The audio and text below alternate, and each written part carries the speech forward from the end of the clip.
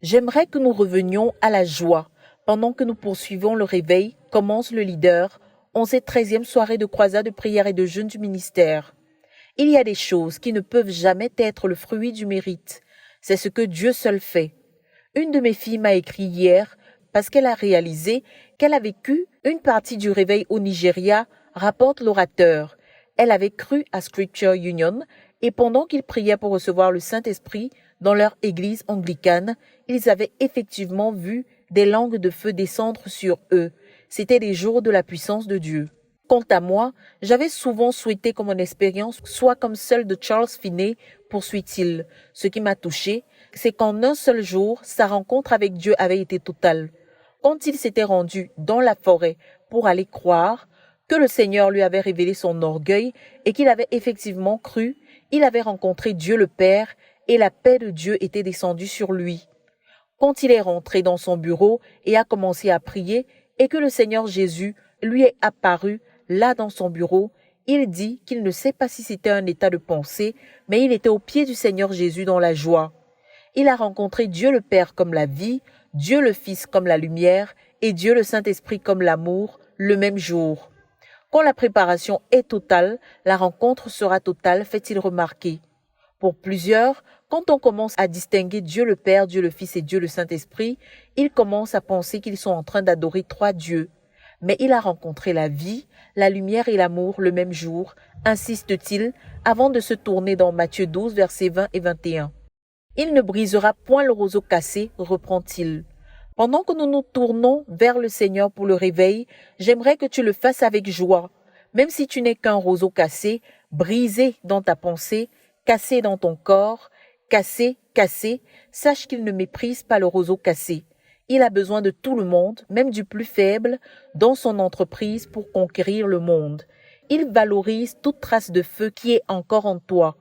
Même s'il n'y a plus de feu et qu'il ne reste que de la fumée, même s'il n'y a qu'un peu de chaleur, il en a besoin dans son entreprise pour assujettir les nations, rassure-t-il, avant d'inviter les saints à répondre au Seigneur en prière.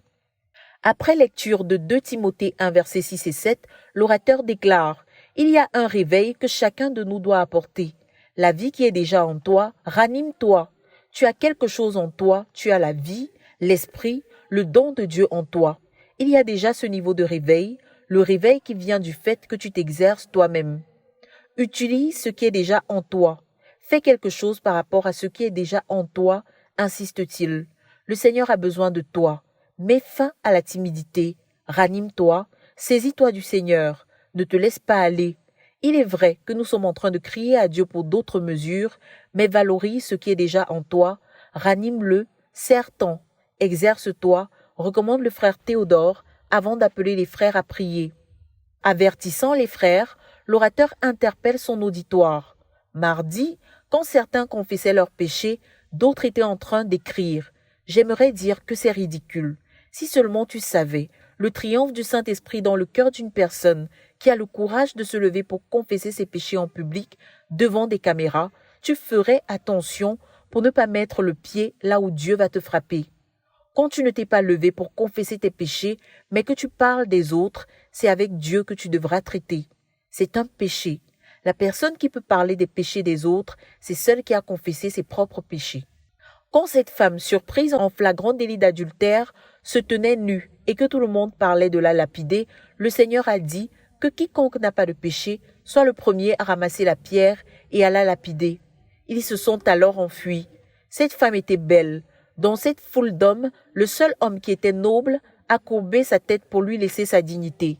Et c'était aussi le seul homme pur de tous. Les hommes religieux ont fixé la nudité de cette femme en criant « Lapidez-la ». C'est de l'hypocrisie. Ceux qui condamnent le plus ne sont pas les plus purs. Si tu prends plaisir à écouter les péchés des autres, ou que tu critiques ou analyses la confession de péché des autres, sache que la Bible dit que ceux d'entre vous qui doivent restaurer ceux qui ont péché, prenez garde à vous-même, de peur que vous ne tombiez dans le même péché.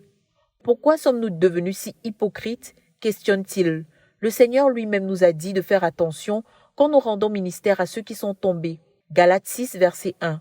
Il est demandé à ceux qui sont spirituels d'être tendres, en rendant ministère à ceux qui sont surpris dans le péché et de prendre garde à eux-mêmes pour ne pas être tentés, sinon ils vont confronter Dieu. Cessons nos arrogances.